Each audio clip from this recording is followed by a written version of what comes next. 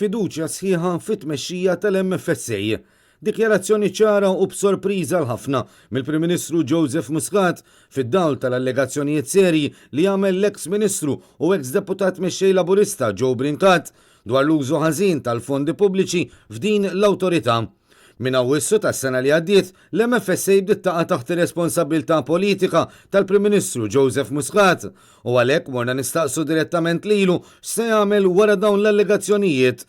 Iżda hu kien xogħol fit-tweġiba u baqa' jiddefendi lil kap eżekuttiv Joseph Kuxkiri. Jilli nista' ngħid li għandi fiduċja sħiħa fiċ-chairman, fil-board u fis-CEO tal-MFSA. Kejja l-allegazzjonijiet li għaddejjin fil-konfront. Għandi fiduċja sħiħa. Danu l-istess Muscat li qabel l-elezzjoni tal-2013 kien qal li bi-Gvern Laburista se tkun miġġielda l-korruzzjoni sa milli ċkien allegazzjoni u b'tolleranza zero. Iżdissa mhux tal-li hekk tal-li Muscat innifsu qed jinjora l kollox allegazzjonijiet serji ippreżentati mill-eks deputat mexxej tal-partit tiegħu stess.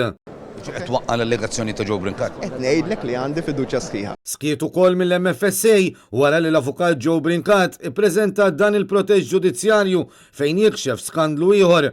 Dan wara li Chief Operating Officer tal-awtorità ġie offrut flus biex iħalli postu wara argument jaħraq mal-kap eżekuttiv Joseph Kuxkiri.